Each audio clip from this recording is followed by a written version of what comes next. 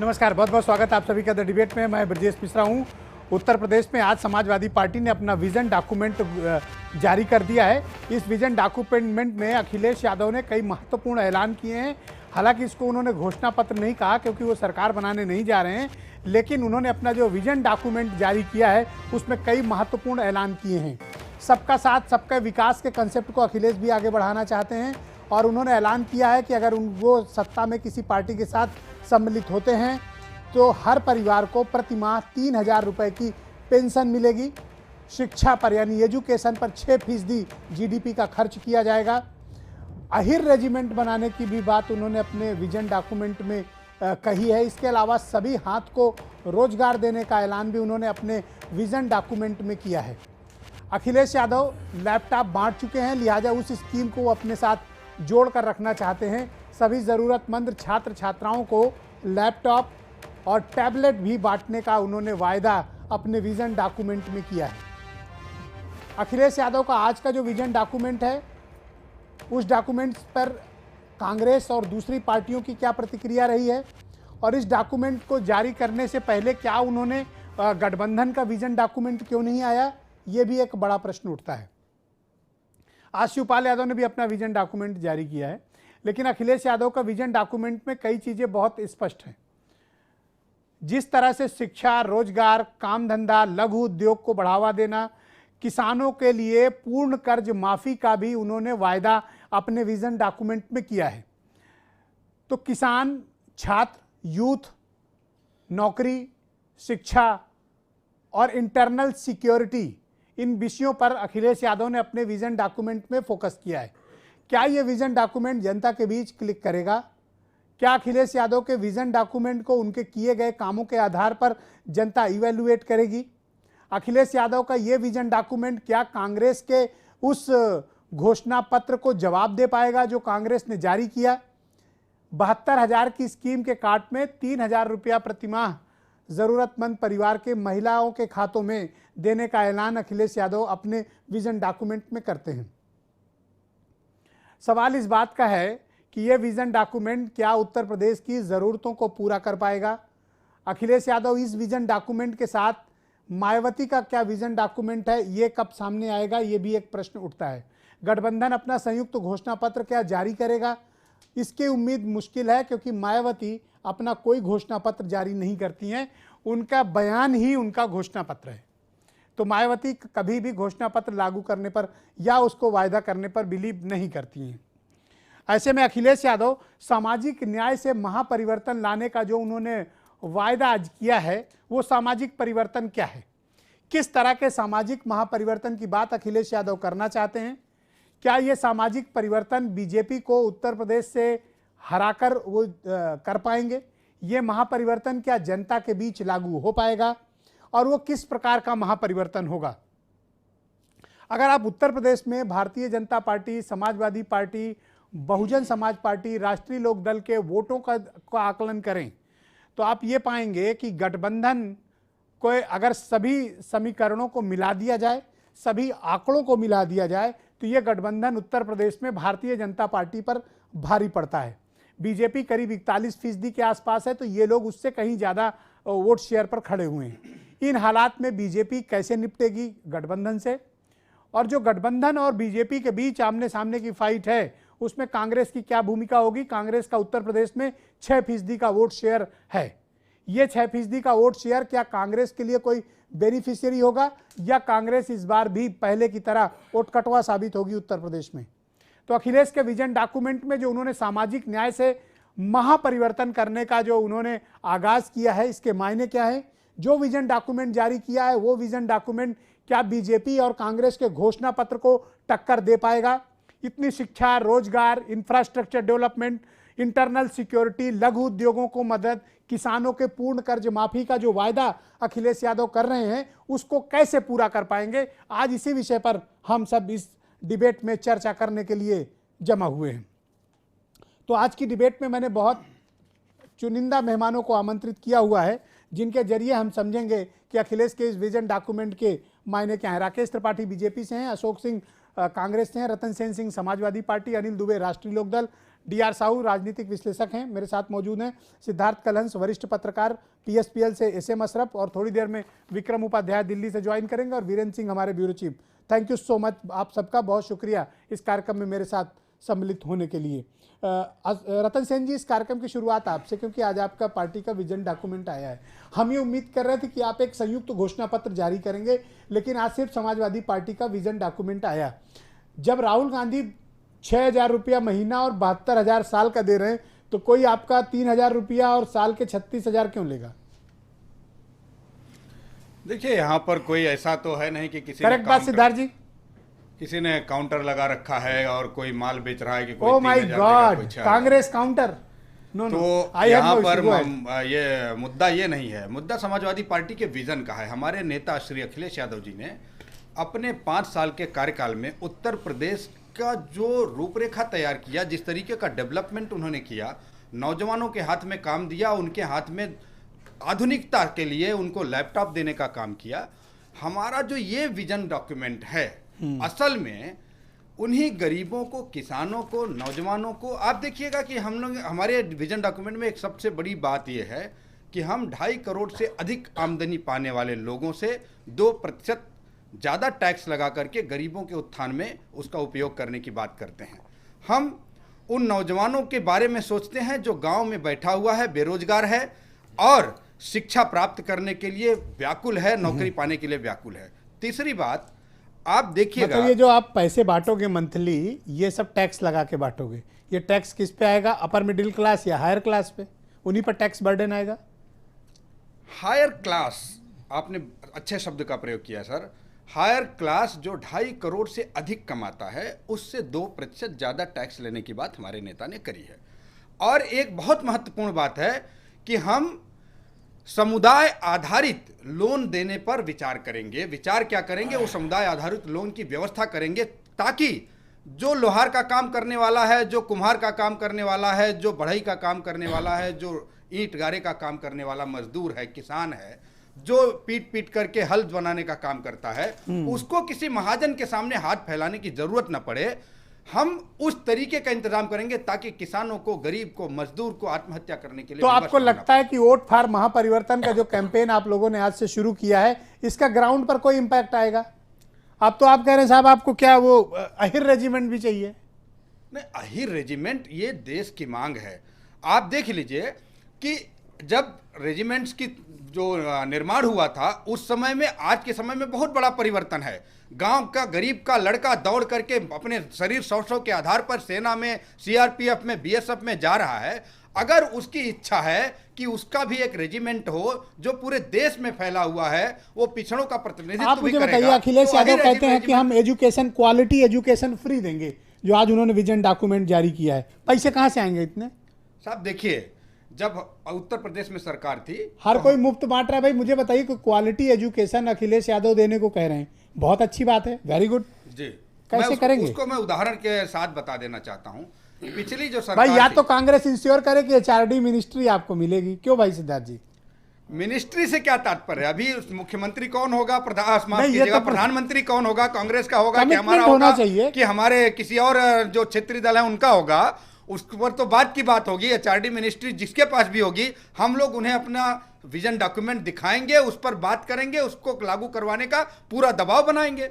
अब देखिए, मैं इस बात को इसलिए जब मजबूती से कहना चाहता हूं कि हमारे जो शिक्षा मंत्रालय पिछले सरकार में था, उसके नेता, उसके मंत्री थे श्री राम गोविंद चौधरी जी, उन्होंने बेसिक स्कूलों में राकेश त्रिपाठी जितना भी पढ़ाई का इंतजाम होना चाहिए था, उसमें इंग्लिश मीडियम का सर उन्होंने इंतजाम किया कि कुछ मॉडल इस तरीके से बनाया जाए जिसमें इंग्लिश में भी बच्चों को पढ़ाया जाए, कुछ आधुनिक जो क्लास चलाया जाए, नेक्स्ट राउंड अब जरा दूसरों की भी राय इस पे ले लेते हैं। आधुनिक शिक्षा। Alright Rakesh Tripathi ji, thank you so much. उम्मीद करता हूं कि अखिलेश यादव का विजन डॉक्यूमेंट आप अच्छे से अध्ययन करके आए होंगे।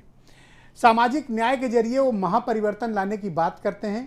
किसानों का 100% कर्ज माफ, शिक्षा में 6% जीडीपी का खर्च करेंगे, एक अलग से अहिर रेजिमेंट, इंटरनल सिक्योरिटी को लेकर भी उन्होंने अपने विजन डॉक्यूमेंट जारी किया है।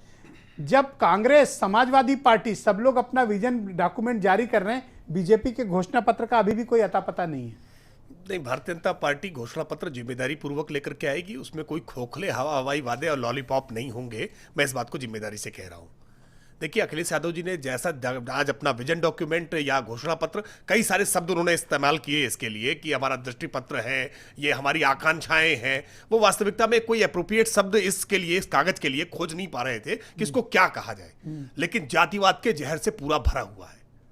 आप पहली लाइन में इन्होंने सामाजिक न्याय लिख करके और उसके लबादे के अंदर कैसे जातिवाद का जहर बोया है, ये इस पूरे विजन डॉक्यूमेंट को पढ़ने के बाद समझ में आता है। अहीर शब्द बुरा लग गया आपको? नहीं, केवल अहीर शब्द नहीं, क्यों जाट रेजिमेंट भी है? आप केवल जाट नहीं, बात इसकी नहीं है। आप इनका देखिए, कौन सी कम्युनिटी की रेजिमेंट सेना के भीतर नहीं है, पहले पेज और आप खुला विरोध कर रहे हैं यादवों का। बिल्कुल नहीं। क्या अहीर आपको अच्छे नहीं लगते हैं? नहीं, बिल्कुल। आप देखिए, जब सभी जातियों का रिप्रेजेंटेशन सेना में है, उनकी रेजिमेंट है, तो अहीर रेजिमेंट की डिमांड करके अखिलेश यादव ने क्या गलत काम किया?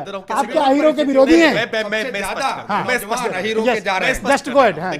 रहा हूं। इन्होंने पहले पेज पर ही जिस प्रकार से उच्च जातियों के विरुद्ध लिखा है कि उच्च जातियों ने पूरा कब्जा कर रखा है, ये क्यों जाति विद्वेष फैलाना चाहते हैं? नहीं, अरे लिखा हुआ है, मैं दिखा रहा हूं, इन्होंने लिखा हुआ है अमीर और भी अमीर बनता जा रहा है, देश के 10% समृद्ध ब्रैकेट में उच्च जाति के लोग, उच्च जाति के लोग। ये क्या दर्शाना चाहते हैं? इस देश में अमीर उच्च जाति के लोग हैं, आप एंटी सवर्ण बात कर रहे हैं। ये किस प्रकार की भाषा का इस्तेमाल कर रहे हैं? आप राजनीतिक दल के तौर पर रजिस्टर्ड हैं और उच्च जाति के खिलाफ आप लगातार इस तरर का प्रवचन करने का काम आप जब उनको सांप छछूंदर कहते हो तब नहीं समझ में आता? मैं बहुत सांप छछूंदर भी तो बोलते हो ना। जिम्मेदारी के साथ क्यों? एक सेकंड रुकिएगा। कभी भी जातिगत टिप्पणी करने का काम नहीं किया है। सांप और आप हनुमान जी को वानर कह सकते हो, स्वाभाविक रूप से।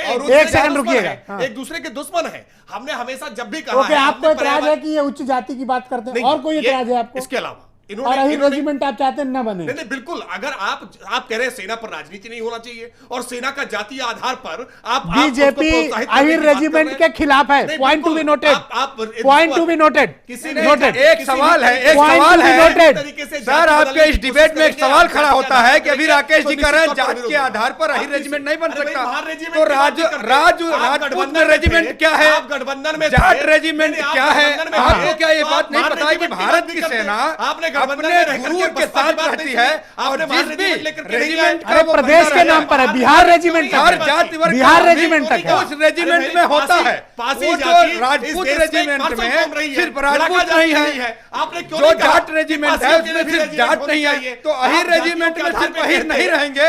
इसको लेकर के राकेश त्रिपाठी और बात बताइए। एक सेकंड रुकिएगा, एक सेकंड रुकिए।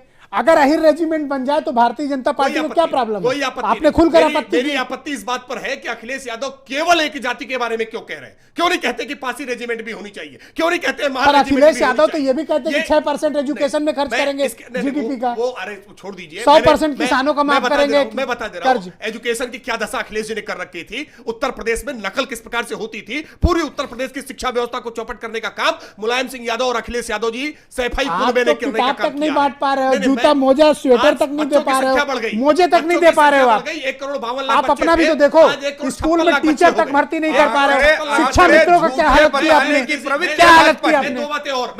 एक सेकंड रुकिएगा, एक सेकंड रतन सेन कंक्लूड करिए। देखिए, इन्होंने इसमें लिखा है कि एक तो आत्ममुग्धता से भरा हुआ है। आप 16 पेज के इसमें 5 फोटो अखिलेश यादव जी ने अपने बड़े बड़े लगाए हैं और डॉक्टर लोहिया की कोई फोटो नहीं है, उनका एक विचार लिख दिया और मुलायम सिंह की एक फोटो स्थान मिल गया है। फोटो अपने डॉक्यूमेंट में फोटो लगाते हैं, दर्द आपको हो रहा है। क्या चाहते हो आप? बनारस लड़ने जा रहे थे, हमें टिप्पणी करने सर, मैं जिम्मेदारी से कह रहा हूं। एक सेकंड रुक जाइए, एक बात और इन्होंने लिखा है कि लैपटॉप और टैबलेट देंगे। ये लैपटॉप और टैबलेट देखते ही फिर आज आपने उन सेंटिमेंट्स हट करने का काम किया उन बच्चों का। 21 लाख लैपटॉप इन्होंने पूरे कार्यकाल में बांटे हैं और पहले वर्ष में 26 लाख बच्चे इंटरमीडिएट में पंजीकृत थे। 5 लाख तो पहले ही वर्ष के इन्होंने नहीं बांटे। आप तो कहते नहीं दे रहे हो, आपने तो कहा नहीं दिया। हम जिम्मेदारी, आपने कहा लैपटॉप देने को, भारतीय जनता पार्टी ने लैपटॉप नहीं बांटे। नो, आपने एक लैपटॉप नहीं बांटा।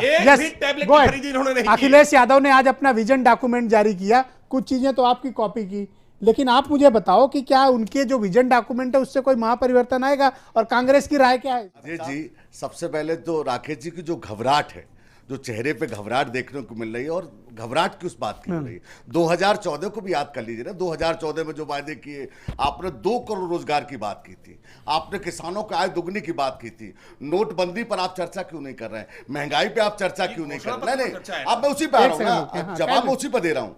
सबसे बात है, आप 150 की जो मनरेगा हम करने जा रहे हैं उस पर आप चर्चा क्यों नहीं कर रहे हैं? अगर अखिलेश यादव जी ने अपने घोषणा पत्र में कही है, आपको कांग्रेस का घोषणा पत्र आता उस पर आपत्ति, आप समाजवादी पार्टी घोषणा पत्र आता उस पर आपत्ति, मगर 2014 में आपको मुलायम का छोटा फोटो हो जाता उस पर आपत्ति। आप सुमित्रा महाजन की बात कर लीजिए, आज चिट्ठी लिखी है ना उन्होंने आपके लिए, आडवाणी जी की बात कर लीजिए ना अपने। और 2014 जनता समझ रही है और देख रही है राकेश जी, सवाल इस बात का है कि आपको जवाब देते नहीं बनना। आप कभी उसके फोटो छोटा है, उसका छोटा फोटो कर दिया, उसका बड़ा कर दिया। आखिर बताइए ना देश के नौजवानों को रोजगार कितना दिया? आखिर बताइए देश के नौजवानों को कि काला धन लाए कि नहीं 56 इंच के साथ ही, और रात के 12 बजे के बाद ताली बजाकर नोटबंदी के बाद जो 150 लोगों की जान चलेगी, उनके बच्चे पूछ रहे हैं आखिर मोदी जी हमारा दोस्त क्या था? आपने लाइनें लगवा दी, आप शिक्षा की बात कर रहे हैं। आपने कहा था 24 घंटे के अंदर उत्तर प्रदेश में सरकार बन जाएगी, 2 साल का कार्यकाल हो गया है। आप बताइए ना मुद्दों पर। लोग शाम को, पहला ऐसा राज्य बन गया है आपका जहां आपकी सरकार चली है, जहां महिलाएं शाम को निकलने में डरती हैं। आप बताइए ना देश की जनता को सामने, क्योंकि देश मुद्दा चाहता है। ऑलराइट अनिल दुबे, पूरा चुनाव बीता जा रहा है, राष्ट्रीय लोकदल का ना कोई विजन डॉक्यूमेंट आया है, ना कोई दिशा पत्र आया है, और ना कोई घोषणा पत्र आया है। देखिए ब्रजेश जी, हमारे यहाँ जो नेता बोलते हैं, जो चीज़ें तय होती हैं बैठक में, वो बिल्कुल क्लियर है कि हमारे एजेंडे में पहले से चौधरी साहब अपने भाषणों में भी इस बात को कहते हैं, और हम अपने उसमें जो हमारा आज तक का जो कार्यक्रम है उसमें भी है कि हमने कहा कि किसानों की संपूर्ण कर्ज माफ़ी के लिए जब हमारे सांसद चुन के जाएंगे तो हम उनके लिए संघर्ष करने का काम करेंगे। चौधरी अजीत सिंह जी हमेशा अपने संबोधन में कहा करते थे कि कृषि का एक अलग बजट हो, उस पर हम आज भी कायम हैं कि हम जीत करके पार्लियामेंट में जाएंगे, जो भी सरकार बनेगी हमारे सांसद कृषि के लिए अलग बजट हो, उसके लिए लड़ाई लड़ने का काम करेंगे। किसानों को जो स्वामीनाथन आयोग की रिपोर्ट है वो लागू कराने का हम काम करेंगे। ये सब हमारे एजेंडे में है। बेरोजगारी, किसान के अलावा और कोई कम्युनिटी आपके एजेंडे में नहीं है, और कोई क्लास आपके एजेंडे में नहीं? हम किसानों पर आधारित हम दल हैं, इसलिए किसान हमारी प्राथमिकता में है। बेरोजगारी कैसे दूर हो इस पर हम काम करेंगे कि अच्छा, तो इस बात का सपोर्ट करते हैं अखिलेश यादव का। उन्होंने कहा कि एक तो सामाजिक न्याय से महापरिवर्तन लाने की बात करते हैं, दूसरा उन्होंने बात कही 100% कर्ज किसानों का माफ किया जाएगा। नहीं, वो हमारे एजेंडे में पहले से है। हम किसानों की कर्ज माफी तो अखिलेश का जो किसान की कमर सीधी करना चाहते हैं कि किसान अपनी कमर सीधी हो। बेरोजगारी के सवाल पर भारतीय जनता पार्टी ने 10 करोड़ नौजवान को बिल्कुल सड़क पर खड़ा कर रखा है कि 10 करोड़ नौजवान चाह रहे थे कि इन 5 सालों में रोजगार मिलेगा। उनके लिए हम चिंतित हैं, उनके लिए हम लड़ने का काम करेंगे। हम गन्ना किसान को उसकी लागत का मूल्य जो 14 दिन में भारतीय जनता पार्टी ने कहा था कि हम देने का काम करेंगे, 14 दिन में नहीं दिया। 13,000 इस सत्र का, और ब्याज मिला करके, पिछला मिला करके 16,000 करोड़ से ज्यादा आज भी किसान का बाकी है। हम उसके कि ये स्थिति दोबारा न पैदा हो। आज के विजन डॉक्यूमेंट को राष्ट्रीय लोकदल इंडोर्स करती है, आप उनसे सहमत हैं या किसी बिंदु पर आपको कोई एतराज नहीं? वो अगर है तो स्पष्ट नहीं, करिए। हमें कोई उनके किसी बिंदु पर एतराज नहीं। अखिलेश यादव जी ने पहले भी जब बीजेपी को एक घोर एतराज है कि बीजेपी को तो महागठबंधन की हर काम पर एतराज है। भारतीय जनता पार्टी के एतराज की हमें चिंता थोड़ा है। हमारा गठबंधन है उनसे, उन्होंने कुछ बातें कही हैं, वो उसको करना चाहते हैं, और हम लोग भी है उनसे तमाम बिंदुओं पर हमारी उनकी सहमति है। हाँ, किसान उन्होंने फ्रेश डिमांड जो जनरेट किया अहिर रेजिमेंट की, नहीं, उस पर राष्ट्रीय लोकदल सहमत है? नहीं, जब रेजिमेंट अगर बन जाए, लड़ाकू जात लोग हैं सेना में है, अगर उनकी रेजिमेंट बनती है इसमें हमें क्या आपत्ति हो सकती है? अगर उनकी रेजिमेंट बने तो बीजेपी क्यों आपत्ति नहीं, किसी को नहीं होनी चाहिए इसमें। बीजेपी को आपत्ति बीजेपी को करेगी। बीजेपी तो हमारे हर काम पे आपत्ति कर रही है ना। उनको तो हर चीज दिक्कत है, कोई भी आपत्ति है, उनको हर चीज पर दिक्कत है। उनको हमारे महागठबंधन से वो परेशान है। प्रचार नहीं कर रहे हो ये भी उन्हें आपत्ति है? हम प्रचार करने आओ। नहीं, हमारा तरीका अलग है। हमारा तरीका अलग है प्रचार का। उनसे पूछ करके हम तरीका थोड़ी करेंगे प्रचार। हम अपने तरीके से प्रचार करेंगे जिस पर जो हमारी रणनीति है, रणनीति बताई। एस एम अशरफ साहब, थैंक यू सो मच। आज शिवपाल यादव ने भी अपना जारी किया विजन डॉक्यूमेंट, लेकिन अखिलेश यादव का विजन डॉक्यूमेंट भारी पड़ रहा है आप लोगों को। देखिए अभी भारी और खराब और अच्छा इससे कोई मतलब नहीं दूसरा है। एक बात और शुरू करूं, इसके पहले एक सवाल भी जोड़ देता हूं। जी। अखिलेश यादव ने अहिर रेजिमेंट की डिमांड की है, आप विरोध में हो या पक्ष में हो? नहीं, क्यों विरोध हो? जब गोरखा रेजिमेंट हो सकती है, सिख रेजिमेंट हो सकती है, तो ठीक है, अहिर रेजिमेंट हो सकती है। बहुत से जवान जो है उस कम्युनिटी के दूसरी रेजिमेंट में मिक्स हैं। अगर अलग से कोई रेजिमेंट इस बिंदु पर सहमत हो? कोई हर्ज नहीं, बिल्कुल कोई हर्ज नहीं। तमाम दूसरी कम्युनिटी की हो सकती है, तो अहिर होने में भी क्या हर्ज है? कोई हर्ज नहीं है। अब रहा सवाल कि आप कह रहे हैं कि बहुत अच्छा किया, ये किया, सबका हक है अपने अपने हिसाब से अपना विजन लेके आने का। अखिलेश यादव जी भी लाए हैं, ठीक है, सरकार का अगर वो हिस्सा होंगे, जो भी सरकार बनेगी तो कोशिश करें उसको इम्प्लीमेंट कराने की। आज हमारे नेता ने भी अपना किया।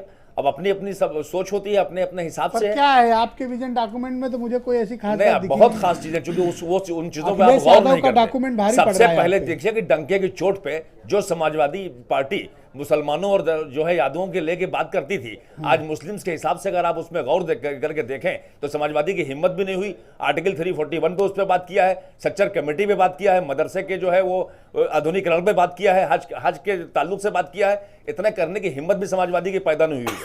बात करते हैं मुस्लिम वोट लेने के लिए, लेकिन मुसलमानों के बारे में बात करते हुए इनको 1000 बार सोचना पड़ता है। अब रहा सवाल वादों पे मैं जरा आपसे पूछ के थोड़ी बनाएंगे। हाँ, तो मैं कहां कह रहा हूं सर, पूछ के नहीं बना, लेकिन इतनी हिम्मत तो लानी पड़ेगी जब वोट आपके मांगोगे आप डॉक्यूमेंट पर मुसलमानों तो का। भारी है इनका तो डॉक्यूमेंट। आप देख लीजिए ना उठा के, पूरे 3 पेज पे खाली है जिसमें ये बात लिखी हुई है, या वो ये डॉक्यूमेंटेड है, इसको मैं दिखला कोई सकता हूं। लड़ाई नहीं लगा रहा, मैं तो अपने सवाल पूछ नहीं, रहा आप हूं। सवाल बिल्कुल पूछिए। अब आइए मोदी जी के ऊपर, तो जो आप कह रहे हैं वादों का असर कितना होगा? 2014 में मोदी जी ने बहुत अच्छा, अखिलेश यादव 3000 रुपये महीने दे रहे हैं, आप कितना दोगे?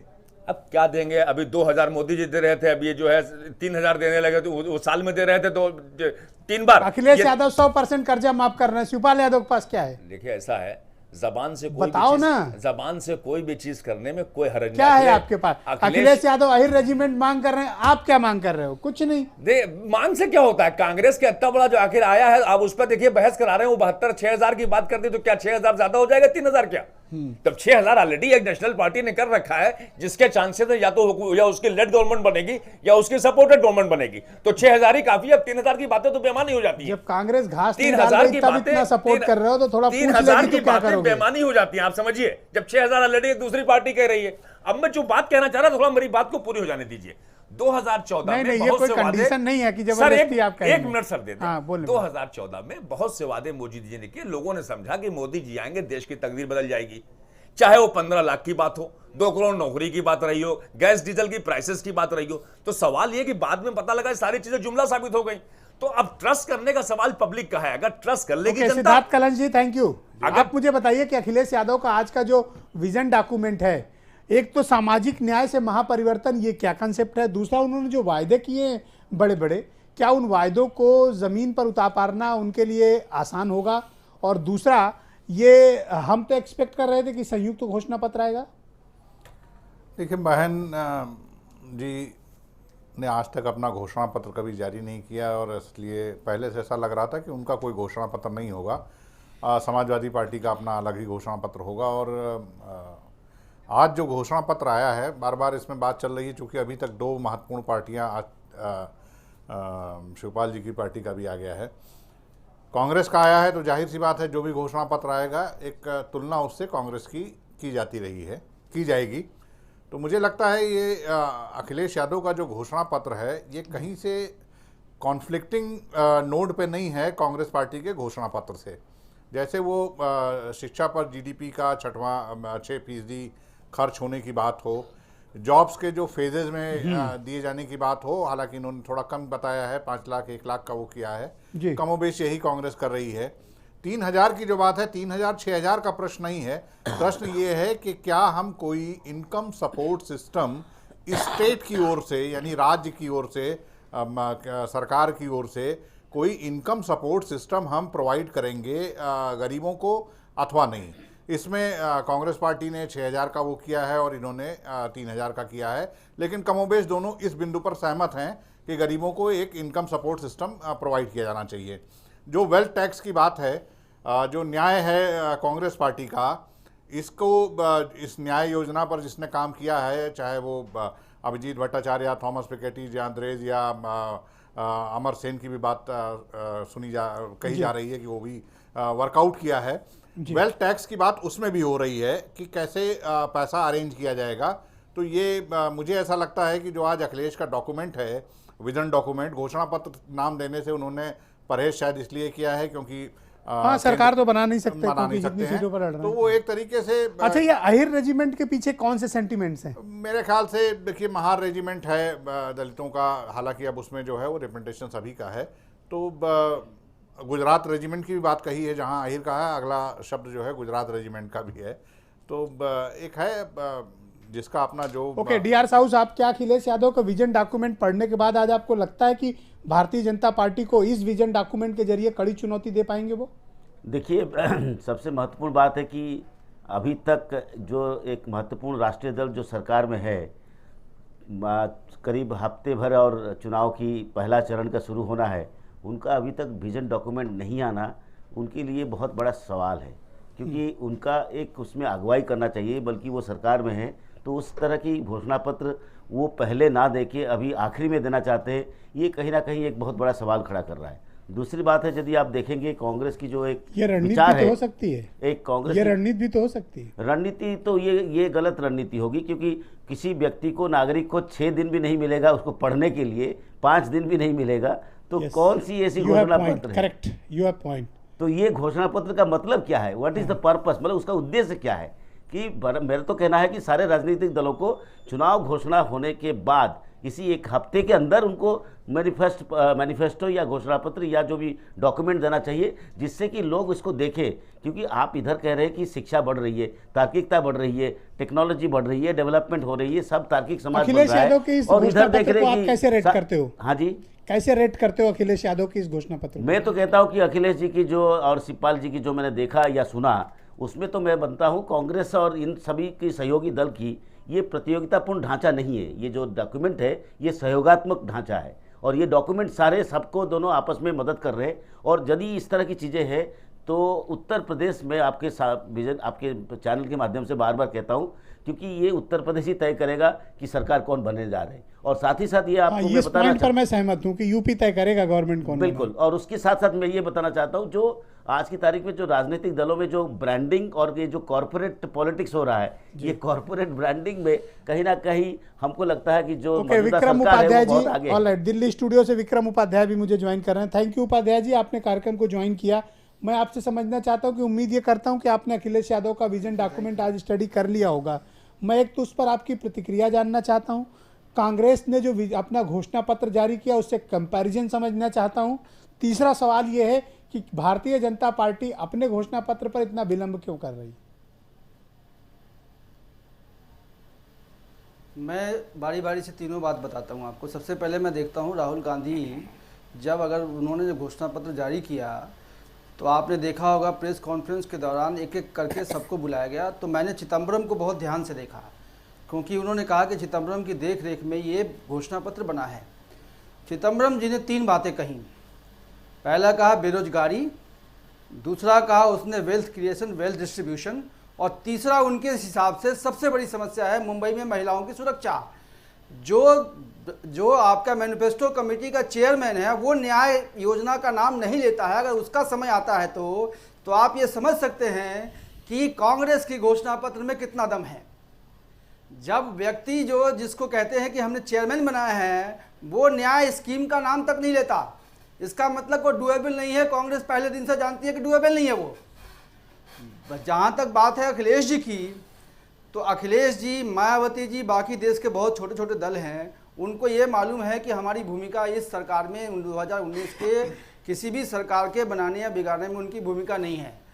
तो वो उनको चाहिए अपने जातिगत जो वोट है उनको मिल जाए।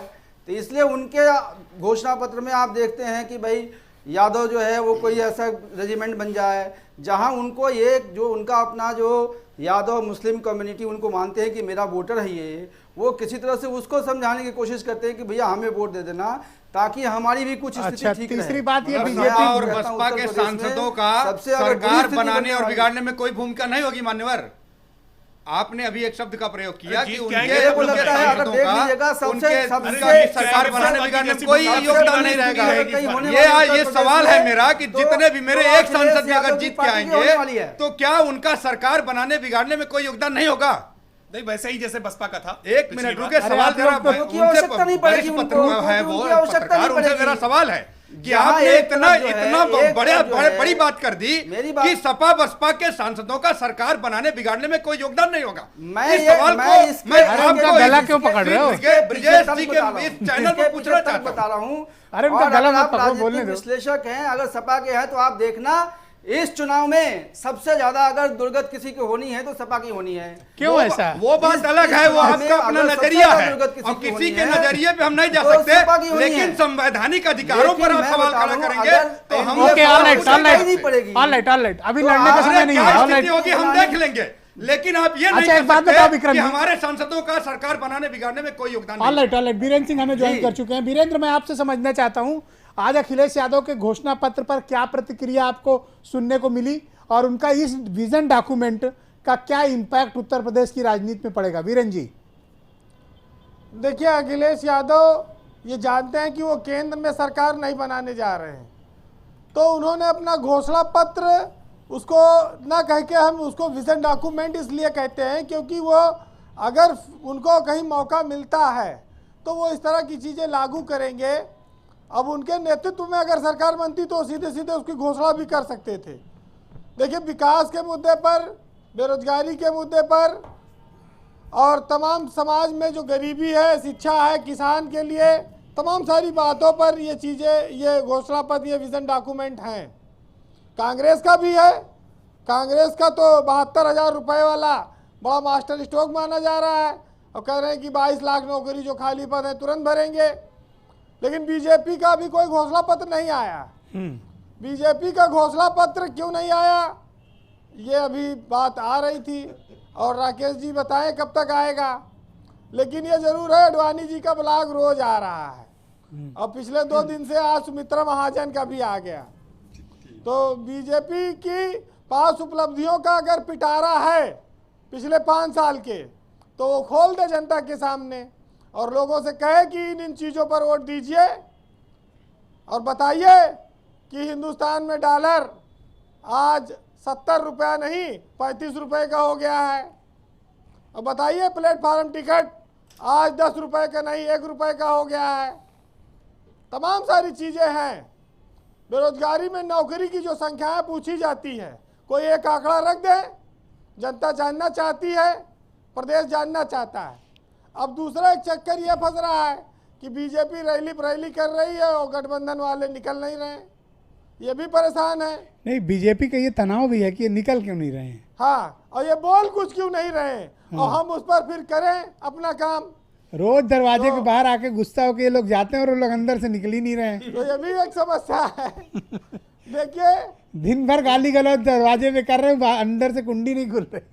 देखिए, ये चुनाव बड़ी रणनीति की ओर इशारा कर रहा है कि जहां धार्मिक भावनाएं होंगी, जहां मजहबी आधार पर चीजें होंगी, वहां पर विपक्ष नहीं जाएगा। बहुत सारे टीवी डिबेट्स में भी ऐसा ये लोग कर रहे हैं। तो ये चीजें भी सावधानी सतर्कता के हिसाब से, जिससे कि हिंदू जो मतदाता है वो इनसे नाराज ना हो, मुस्लिम मतदाता उनसे नाराज ना हो, इस तरह की रणनीति हो सकती है। बीजेपी की इस डिमांड को पूरा करना चाहिए अखिलेश और मायावती को। कम से कम एक बार तो हुआ वो प्रचार में, संख्या नहीं मिल रही इसलिए नहीं। विजय जी, एक बार एक आदमी जा रहा था रास्ते से, तो रास्ते में शमशान पड़ा, तो शमशान में लिखा था, कब्रिस्तान नहीं पड़ा। जी, शमशान, कब्रिस्तान नहीं, शमशान था जहाँ जलाए जाते हैं मुर्दे, शव दहन होता है। तो उसमें लिखा था कि मृत्यु अटल है। तो वो संयोग से कांग्रेसी था, उसने पढ़ा, तो उसको पढ़ने के बाद इसे बहुत गुस्सा आया और उसने उसके नीचे लिख दिया कि मृत्यु जो है ये संघ की चाल है, मृत्यु अटल नहीं है, ये संघ की चाल है और मोदी ने शमशान पर भी कब्जा कर लिया है और मृत्यु ना तो अटल है ना अडवाणी है और हमारी मृत्यु तो राहुल गांधी है। तो राजनीति में जो राहुल गांधी को पप्पू बताते थे, अब पप्पू उनके लिए चुनौती बन गए हैं। ब्रिजेश जी, हमारे देश में शिक्षा का बहुत अभाव है और बच्चों के जो महंगी शिक्षा है कॉन्वेंट की, बीजेपी सरकार ने कहा था कि हम नकल ये फीस वृद्धि पर रोक लगाएंगे। उत्तर प्रदेश में जो प्राइवेट में स्कूलों की लूट है इसको बंद कराएंगे, अभी इस पर कानून आना बाकी है। ये जो चुनाव है तमाम टोटलिटी का चुनाव होना चाहिए, देश के हर मुद्दे का सम्मिलित वोट मिलना चाहिए, उस पर जनता को वोट करना चाहिए। लेकिन अब ये कह रहे हैं जो रात में हमने किया उस पर वोट दो, दिन के उजाले वाला अभी आना बाकी है, तो ये समस्या है। मांग रहे हैं वोट तो ठीक है, मांगे, ईश्वर करे। देखिए भोले भाले लोग कैसे होते हैं ब्रजेश जी, एक बार अंग्रेजी के क्लास चल रही थी तो एक बच्चा गोलू था, वो खड़ा हुआ और उसने कहा कि सर तंबाकू को अंग्रेजी में क्या कहते हैं? तो गुरुजी ने कहा टुबैको कहते हैं बेटा, लेकिन ये बताओ तुमने क्यों पूछा? तो उसने कहा कि सर मान लो अगर कभी पढ़ाई करने के लिए अमेरिका जाएं तो मांगने में परेशानी ना हो इसलिए पूछा, आसानी से टोबैको कहने मिल पेश करिए, फिर एक ब्रेक लिया जाए। तो गुरुजी ने उसी समय उनकी फिर जम के पिटाई की। देखिए 4 लाइनें कहूँगा, जो मुद्दे हमारे आसपास हैं वो हमें आज़ादी से अब तक बने हुए हैं, उन पर बहुत काम नहीं हो पाया है और काम करने की ज़रूरत है। देश की आबादी अगर ये कंट्रोल कर देते तब भी कुछ भला कर लेते, कि मुद्दतों से उन्हीं मुद्दों से गिरे हैं हम आज़ादी के बाद, देखो कितना गिरे हैं हम, और गरीबी को मुद्दा बनाकर अमीर बन गए लोग, और नेता हैं अगर डॉक्टर तो जात पात है रोग, और आदत डाल ली हमने इन मुद्दों के संग जीने की, और मोल नहीं है इस देश में खून और पसीने की। बहुत बहुत शुक्रिया वीरेंद्र जी आपका हमारे साथ जुड़ने के लिए। अखिलेश यादव ने आज अपना विजन डॉक्यूमेंट जारी किया है। ब्रेक में जाएंगे, लेकिन ब्रेक में जाने से पहले एक इंपॉर्टेंट फैक्ट आपको बता दूं कि समाजवादी पार्टी बीएसपी और आरएलडी के गठबंधन को उत्तर प्रदेश में 4,82,082 वोट मिले थे, जबकि भारतीय जनता पार्टी, उसके एलाइज अपना दल और ओम प्रकाश राजभर की पार्टी को मिलाकर 3,51,31,189 वोट मिले थे। अगर वोटों के लिहाज से गठबंधन बीजेपी पर से काफ़ी आगे है। अगर वोटों को इकट्ठे कर दिया जाए, इकट्ठों को जोड़ दिया जाए कि 2014 में किसको कितने वोट मिले थे, तो बीजेपी को कम वोट हैं, और समाजवादी पार्टी और आरएलडी और बीएसपी इन सब के वोटों को अगर जोड़ दिया जाए, जो भी अलाइज हैं इनके, तो 4,82,570 वोट निकलकर सामने आते हैं। एक छोटा सा ब्रेक, फौरन लौटेंगे।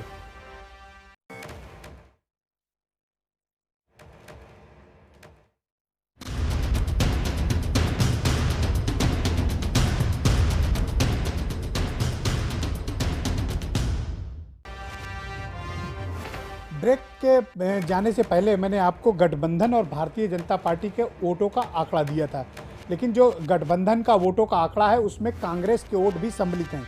यानी समाजवादी पार्टी, बीएसपी, राष्ट्रीय लोकदल और कांग्रेस के वोटों को अगर जोड़ दें आप, तो वो 4 करोड़ से भी ज़्यादा के वोट हैं।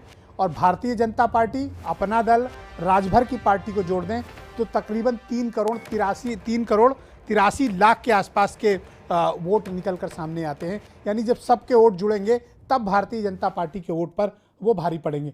आज अखिलेश यादव ने अपना विजन डॉक्यूमेंट जारी किया, जिसमें उन्होंने कई महत्वपूर्ण वायदे किए हैं, लेकिन इन वायदों को पूरा करना भी बड़ी चुनौती है। और तमाम सवाल भी इस विजन डॉक्यूमेंट को लेकर डिबेट के पहले चरण में उठे हैं, जिसमें भारतीय जनता पार्टी ने कई गंभीर प्रश्न उठाए हैं। रतन सेन एक एक करके जवाब देंगे। गो एहेड। देखिए, भारतीय जनता पार्टी के पास सवाल पूछने का अधिकार आज की तारीख में इस देश में इनके सवाल पूछने का अधिकार खो चुका है। इनसे सवाल पूछने का अधिकार पूरे देश को है। मैं पूछना चाहता हूं कि भारतीय जनता पार्टी ने अभी तक अपना कोई घोषणा पत्र क्यों नहीं जारी किया, और उसका कारण हालांकि मुझे पता है कि जब मोदी जी और शाह जी लेकर के पुराना 2014 वाला चिट्ठा बैठते हैं तो एक एक करके काट रहे हैं। जब काटते काटते पहुंचते हैं तो पूरा डॉक्यूमेंट ही इनको शून्य करना पड़ रहा है। तो आखिर इन्होंने, मेरे यहाँ हमारे एक बड़का बाबू थे, वो एक चोला छाप डॉक्टर आते थे तो 4 टैबलेट जरूर देते थे। उस टैबलेट में वो कहते थे कि भाई डॉक्टर जो है 4 टैबलेट देता है, एक अंड बंड संड और टेरामाइसिन उनके में जरूर रहता था। उसी तरीके से भारतीय जनता पार्टी का जो विजन डॉक्यूमेंट है, इनका जो संकल्प पत्र है ब्रजेश जी, मैं जिम्मेदारी से कह रहा हूं, समान नागरिक संहिता 370 और राम मंदिर देख लीजिए 1984 से लेकर के अब तक। अच्छा, ऐसे मसरफ की आपने बात सुनी, ऐसे मसरफ की बात सुनी कि माइनॉरिटीज के लिए तो कुछ करने की हिम्मत नहीं कर पाई, और ये जो टेरामाइसिन के रूप में सबका साथ सबका विकास, माइनॉरिटीज के लिए कुछ क्यों नहीं बोल पाए? 2 करोड़ किसान आत्महत्या रोक लेंगे, देश को विश्व गुरु बना देंगे, पाकिस्तान पे कब्जा कर लेंगे, चाइना को खदेड़ देंगे, ये सब ये टेरामाइसिन की तरह जुलाब जैसे होता है कि एक टैबलेट खा लो तो बुखार थोड़ा कंट्रोल हो जाएगा। असल बात यह है ब्रिजेश जी, आज भारतीय जनता पार्टी की सरकार इस देश के लिए सबसे फेल, सबसे खतरनाक सरकार साबित हुई है। इनकी सरकार ने आज की तारीख में देखिए, मोदी जी का मलिन चेहरा देखिए जब वो भाषण देने के लिए खड़ा होते हैं, उनके पास एक भी शब्द नहीं है जो वो जिम्मेदारी से कहा। वो क्या बोलते हैं? वो कह रहे हैं कि हिंदू मुसलमान, वो कह रहे हैं कि लोग जानते हैं कि मोदी पताल में घुस करके मारेगा। कट्टा लेकर के रहते हैं क्या मोदी जी और शाह जी? अस्पताल में घुस करके मार देंगे। हमारी आर्मी, हमारी सेना, हमारे अर्धसैनिक बल, हम इसी बात को कहना चाहते हैं कि आपकी एक मिनट संस्कृति अडवाणी जी ने आपको सिखाई है, आपके जो गुरु हैं अडवाणी जी ने जो संस्कृति आपको सिखाई है, ठीक उसके उल्टे मोदी जी चल रहे हैं। उन्होंने कहा है पहले राष्ट्र, फिर दल, फिर मैं। मोदी जी के साथ क्या है? पहले मैं, फिर दल, अंत में राष्ट्र। राष्ट्र बर्बाद हो जाए, लेकिन मोदी जी का मैं का अहंकार इस देश को गर्भ में ले जाने अब अपना इतराज बताओ भाई। तैयार खड़ा है। आत्मउग्धता की बात मैंने पहले ही बताई थी, मैं 2-3 लाइनें केवल इनके घोषणा पत्र से पढ़ करके बता रहा हूं। उन्होंने एक स्वीकारोक्ति की अखिलेश यादव जी ने। इनके कट्टे पे कोई प्रॉब्लम है आपको? नहीं, कट्टा तो संस्कृति है, कट्टा और दुपट्टा से खेलना ये संस्कृति रही है। पूछिए ना, मोदी जी जब ये कहते हैं कि मोदी घुस करके मारेगा, हु इज मोदी? बीच में बोला मोदी क्या है? बीच में वो क्या भारत के सैनिक है? क्या वो सिपाही है पुलिस के? क्या वो आर्मी के जवान है? क्या बीएसएफ की ट्रेनिंग ली है? वो कैसे जाकर के मारेंगे? वो इस बात को कहने से क्यों डरते हैं? भारत की सेना जाकर के मारेगी। आप ही का डॉक्यूमेंट पढ़ रहा हूं, क्यों भागते हैं? मैं भाजपा का नहीं पढ़ रहा हूं, आप ही का डॉक्यूमेंट पढ़ रहा हूं। सीआरपीएफ है, उत्तर सुन लीजिए, अपना डॉक्यूमेंट सुन लीजिए। महाराष्ट्र नहीं बिल्कुल, दिल्ली पानी पी लीजिए। यहाँ के जो जवान है तो आप पानी पी लीजिए और डॉक्यूमेंट सुनिए। ताकत पर उनको भरोसा नहीं है। अमित शाह और मोदी जी सारे आतंकवादियों को मार डालेंगे क्या? और बहकाने की बात करने वाले, भड़काने की बात करने वाली भारतीय जनता पार्टी और इनका नेतृत्व इस बार अपना बोलिए बिस्तर समेट ले। इस देश का गरीब नौजवान, किसान, बेरोजगार, इनको खदेड़ने के लिए तैयार। अच्छा कह रहे हैं आप? और ब्रिजेश जी सुन लीजिए, अभी जो आपने क्या हो गया? एक क्या हो गया? जनता में नहीं जा रहे हैं, इनके नेता नहीं जा रहे हैं, Ratan please, okay Ratan please, okay Ratan studio में भाषण मत करिए, मंच बाहर जाइए, बाहर जाके करिए। देखिए 2-3 बातें मैं बहुत निवेदन से कहूं, इनकी इस कट्टा संस्कृति को ही स्वीकार किया है अखिलेश जी ने, और अखिलेश जी ने कहा है, वो उन्होंने जो लिखा है, मैं तो केवल आप अभी तक अखिलेश जी अभी तक मुझे आश्चर्य है अखिलेश जी का पढ़ के इन्होंने 4-5 एनकाउंटर क्यों नहीं करे? आप सुन लीजिए, क्योंकि मामला फंस गया है। जो दंगे का धंधा है वो धंधा बंद हो चुका है। सुन लीजिए, मैं जी जिम्मेदारी से कह रहा हूं, सुन लीजिए। अब तक जब चुनाव आते थे, मोदी जी और शाह जी इस देश के लोगों को गुमराह करने के लिए मोदी जी की मौत का साजिश रचने वालों को 4-5 लोगों को धराशायी कर देते थे, हत्या करवा करके दूसरे लोगों को हिम्मत नहीं हो रही। इनोसेंट लोगों को इन्होंने कत्ल करने का काम किया है, और वो कत्ल करने का इस बार साथ नहीं कर पा रहे हैं। Okay, thank you. Just wait. Okay, yes go ahead. देखिए इनकी इसी बात को स्वीकार करके अखिलेश जी ने आज अपने विजन डॉक्यूमेंट में लिखा है, आज हमारे दिल, दिमाग और संस्कारों में अहंकार भर चुका है। ये उनके डॉक्यूमेंट से पढ़ रहा हूं मैं कहीं अलग से नहीं कह रहा हूं। यही अहंकार और यही संस्कार उन्होंने परिवर्तन किया है, उन्होंने परिवर्तन किया है। नहीं, ये उन्होंने नहीं कहा, ये भाजपा एक लाइन कहीं नहीं लिखी है, भाजपा में भर चुका है। नहीं, बिल्कुल नहीं, उन्होंने अपने आप में कहा, उन्होंने अपने आप के लिए लिखा है कि आज हमारे दिल, दिमाग और संस्कारों में अहंकार भर चुका है। आपके डॉक्यूमेंट के पेज नंबर 15 सबसे अंतिम पेज के पहले उन्होंने लिखा है। और ये जो परिवर्तन है ना, ये महापरिवर्तन की बात कर रहे हैं। पार्टी में किया इन्होंने परिवर्तन, सत्ता का परिवर्तन किया, पिताजी को हटाया, चाचा जी को बेइज्जत करके बाहर निकाल दिया, बर्खास्त कर दिया उनको पार्टी से, साये की तरह चल करके मुलायम सिंह जी की उन्होंने पार्टी खड़ी की थी। आंसू नहीं दिख रहे हैं। आज मुलायम सिंह जोशी जी को हाथ पकड़ के उनकी धोती पकड़ के रोकना पड़ा है। बनारस जा रहे थे लड़ने, मैं बता रहा हूँ, बनारस लड़ने जा रहे उनकी धोती पकड़ ली गई है। अडवाणी जी के आंसू इन्हें दिखते नहीं है। सुमित्रा महाजन का पत्र राकेश जी पढ़ के नहीं आया है। इनके हाथ जिस तरीके का अपमान बुजुर्गों का हो रहा है, इस देश की संस्कृति को बर्बाद नहीं करेगी। इनके पास काम खड़ा है, गुजरात रेजिमेंट की चर्चा करेंगे। मुलायम सिंह जी का जो अपमान किया है ना, मुलायम सिंह यादव लड़ रहे हैं, उनके सामने आपको कैंडिडेट ढूंढने में कितनी परेशानी हुई। मायावती के सामने कोई नेतृत्व माइनॉरिटीज के लिए तो इसमें कुछ नहीं है। ब्रजेश जी, सबसे बड़ा सवाल है कि जो राकेश त्रिपाठी जी बार बार मुलायम प्रेम इतना क्यों दिखा रहे हैं?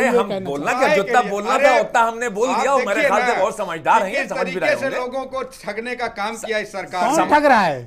नरेंद्र मोदी अरे तो उनको वो तो रिपब्लिक पार्टी, अरे हमारे भाई जो है इसके आगे का भी कुछ मुझे बोलने के है।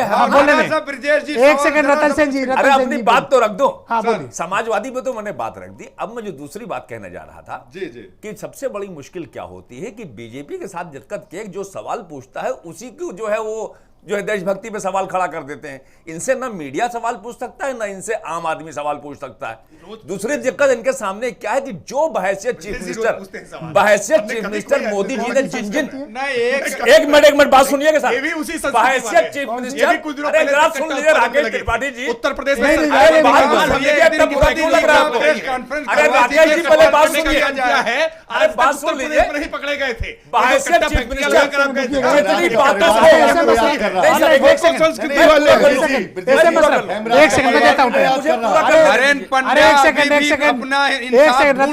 रतन सेन जी मेरे नहीं, 1 मिनट सुनिए। अशरफ साहब, इन्होंने कहा शिवपाल यादव को कह रहे कट्टा उत्पादन करते थे, इन्होंने राकेश त्रिपाठी ने कहा। देखिए राकेश त्रिपाठी की सबसे बड़ी मजबूरी ये आपके नेता के लिए ऐसी बात बोल रहे हैं। एडवाणी जोशी आप कैसे बर्दाश्त कर लिए? बात तो सुन लीजिए, आप कैसे बर्दाश्त कर लिए? एडवाणी जोशी आपके नेता को क्या कहा गया? अरे बात तो आप सुन बर्दाश्त कैसे कर लिए? बोलिए। अरे बात तो सुने। देखिए इनके संस्कार ये बनते बड़े अच्छे हैं, लेकिन बेसिकली इनके संस्कार बहुत खराब है। जब भी आप इनके तुम पे पैर रखेंगे, जब इनके तुम पे आप पैर रखेंगे, इसी तरह की बात करेंगे।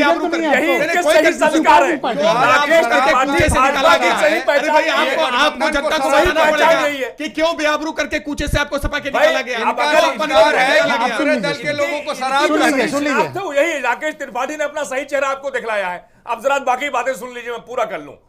मोदी जी बहैसियत चीफ मिनिस्टर जिन जिन बातों को खिलाफ थे सारा उन्होंने आगे एज ए प्राइम मिनिस्टर लागू किया, चाहे वो FDI हो, चाहे GST का मसला हो, चाहे महबूबा मुफ्ती से हाथ मिलाकर सरकार बनाना हो, या उस आदमी से जिसने थाली खींच ली है उनके आगे से उसका DNA टेस्ट करने लगे। तो इनकी कथनी करनी में जमीन आसमान का फर्क है। और इस बार हिंदू मुसलमान नहीं, सारी जनता इनको बताएगी कि इनका क्या हश्र होने वाला है। पहले अपना हिस्सा तो ले लीजिए। चुनाव का अरे आप हिस्सा हमें क्या देंगे? तो बंटवारा होना था, मजबूत है भाई, हिस्सेदारी नहीं पाए। हिस्सा आपको चाहिए, हिस्सा तो ले आइए जाकर के, हिस्सा आपको चाहिए। जिस तरह से ब्राह्मणों को इग्नोरेंस हो रहा है भाजपा के अंदर, कूल डाउन, जैसे ब्राह्मणों को इग्नोरेंस हो रहा है, जरा ये बताओ भाई, 50,000 करोड़ गन्ना किसानों को दिया गया, 57,000 करोड़ दिया गया, या आज ये जो दावा कर रहे हैं राकेश त्रिपाठी कि 62,000 करोड़ दे दिया है, ये क्या कहानी है और बकाया कितना है? थोड़ा सा एक सिनेरियो क्लियर करो। देखिए, बकाये की कोई मैकेनिज्म मेरी अपनी नहीं है। खुद प्रदेश सरकार ने जो अपना आंकड़े रिलीज़ किए हैं उसमें 10,000 करोड़ रुपए का बकाया बताया है कि 10,000 करोड़ रुपए का बकाया है। और आज एक हलफनामा भी गया है कि ब्याज देने के लिए कहा गया है शुगर फैक्ट्री से। अब देखा जाएगा कि ब्याज की रकम अगर वो जोड़ दी जाएगी 7 और 12% का, तो वो 10,000 का जो बकाया है वो करीब बढ़ के 16,500 करोड़ रुपए हो जाएगा। 16,500 करोड़ जी। अगर आज जो हलफनामा सरकार ने दिया है कि जिन मिलों की स्थिति बहुत अच्छी नहीं है वो 7% और जिनकी अच्छी स्थिति है 12%, तो अगर ये जोड़ दिया जाएगा। अब इसको भुगतान कैसे होगा, क्या उसका कोई मेथोडोलॉजी निकालेंगे, ये अभी आगे देखने की बात है। मैं एक बात डॉक्टर DR साहू से बिल्कुल इत्तेफाक रखता हूँ कि जो दल सत्ता में है उसकी बड़ी जिम्मेदारी है कि अपने घोषणा पत्र को पहले लेकर आता और साथ में पिछले घोषणा पत्र का एक परफॉर्मेंस रिपोर्ट भी आती।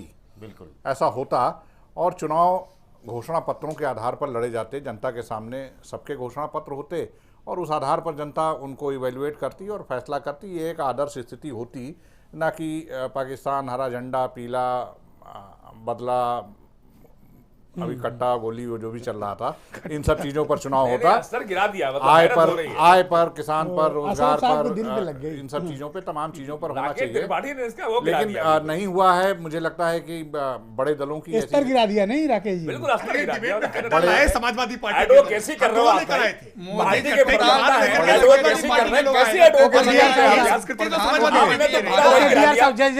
हो साहू जी, आपको लगता है कि जिस तरह का जो डॉक्यूमेंट आज रिलीज किया अखिलेश यादव ने, वादों की कसौटी पर इसको वो पूरा कर पाएंगे? प्रैक्टिकल लगता है आपको?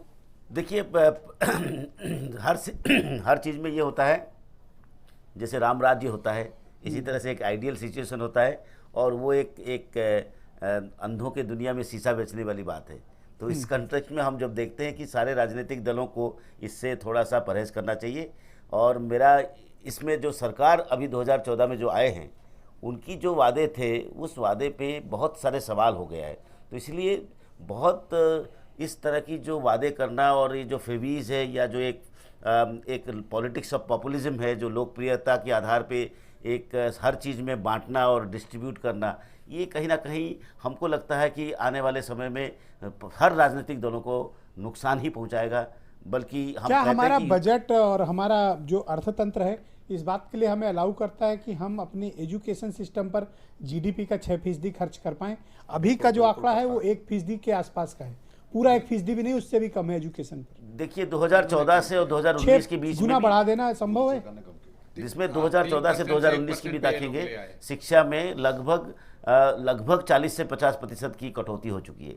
तो ये बहुत ही नकारात्मक सोच है और इस तरह से यदि शिक्षा और स्वास्थ्य के प्रति हम लोग ध्यान देंगे, भले ही वो स्वास्थ्य की बात कर रहे हैं, वो आयुष्मान की बात कर रहे हैं, लेकिन वो जमीन पे उतरने की बात है तो उसमें भी कोई बहुत सारे सवाल है। विक्रम उपाध्याय जी, ये अहिर रेजिमेंट वाला मसला उठा के क्या अखिलेश यादव ने किसी सेंटिमेंट्स को जगाया है? जब ये बात कह रहे थे तो ये भी जोड़ रहे थे कि गुजरात रेजिमेंट भी बन जाए, बड़े तंजिया लहजे में कह रहे थे। वैसे हम सब जानते हैं कि गुजरात से बिजनेस कम्युनिटी के लोग हैं, वहाँ मिलिट्री में कम लोग जाते हैं। क्या ये तंज था या वाकई में रणनीति थी या सेंटिमेंट्स के साथ खेले वो? देखिए, मैं पहली बार बता रहा हूँ कि विपक्ष के पास ना नंबर्स नहीं है। मोदी जी के पास नंबर्स हैं, वो नंबर्स के साथ बीजेपी के साथ लड़ना कोई नहीं चाहता।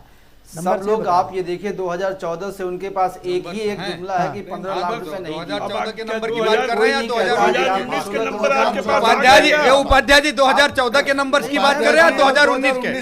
आपने कोई चुनाव परिणाम डिक्लेयर किया है या फिर पुराने की बात? 2019 की बात कर रहा हूँ, 2019 की बात कर रहा हूँ। अच्छा, तो नंबर कौन से है जरा वो भी बता दीजिए, वो भी बता दीजिए। आप राकेश त्रिपाठी से बड़े प्रवक्ता आप दिख रहे हैं, आप मुझे वो नंबर बता दीजिए। उपाध्याय जी, मैं किसी गला पकड़ लूंगा। उपाध्याय जी, राकेश त्रिपाठी से बड़े प्रवक्ता आप हैं, मैं मान गया, लेकिन आप नंबर बता दीजिए। एक मिनट बोलने तो दो, आप गला पकड़ रहे हो। नंबर बोल दिए, कितना नंबर बोल तो लेने दो। उनके पास नंबर है, नंबर से आप लड़ नहीं रहे हो।